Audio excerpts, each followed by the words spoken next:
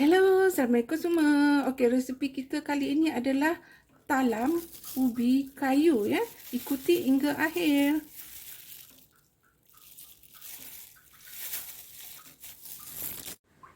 Okey, kita sagat dulu ubinya ya. Ubi ni ubi belum masak, kita sagat. Sekarang kita dah sagat ya. Lapisan ubinya ya. Ni ubi yang kita dah sagat tadi. Gula merah, gula putih, sedikit garam dan juga santan kara ya. Kita gaul semua bahan-bahan ya. Okey, bila dah serata ya, kita gaul dah semuanya. Semua dah masuk, santan, gula merah semualah dah masuk ya. Jadi kita masuk dalam loyang ya. Loyang kita 16 cm ya, alas dengan plastik. Lah semua ya. Okey, ratakan semua macam ni. Okey, dah rata semua, kita masuk dalam kukusan. Kukuslah selama lebih kurang 30 minit ya. Okey, ni bahagian atasnya dia punya bahan-bahan: santan, tepung beras, tepung gandum, sedikit gula dan juga garam. Ni penting ya, dia nak rasa aroma yang sedap tu ya. Okey, sekarang kita blend semua, kemudian kita masakkan sekejap hingga rasa wap panas ya.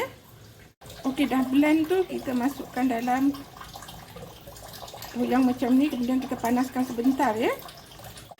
Okey, kita panaskan sebentar, kacau lebih kurang 3-4 minit macam tu lah. Nampak tak dah ada buih-buih situ kan? Okey, tutup api. Ni dah okey dah ni ya. Okey, ni talam ubi kita ni dah masak ya. So sekarang kita nak masukkan kita punya bahagian atas ni dekat atas talam ubi kita ya. Dan lepas tu kita akan kukus kembali lebih kurang 20 minit ya. Macam tu, curang je. Senang je. Okay, sekarang kita dah masak. Cuba kita tengok kat dalam ni macam mana. Bismillahirrahmanirrahim. Wah, cantiknya. So kita kena sejukkan ya. 1 ke 2 jam ya, baru boleh potong ya. Okey, dah sejuk ya. Mari kita keluarkan pada loyang. Bismillahirrahmanirrahim. Tarik je. Cantik sangat kejadiannya. Nampak tak?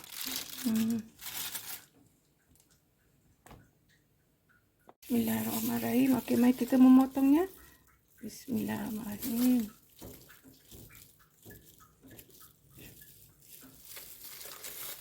Okey, kita tengok struktur dia.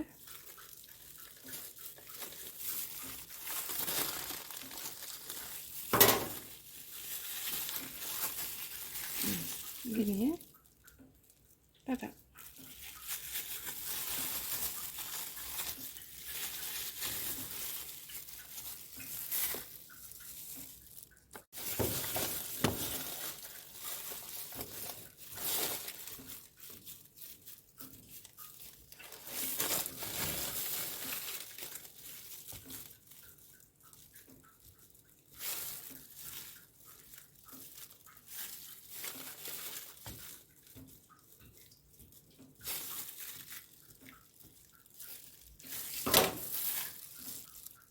Okey, so terima kasih kerana menonton. Selamat mencuba ya. Jangan lupa like, comment, subscribe and share. Sampai jumpa lagi. Bye.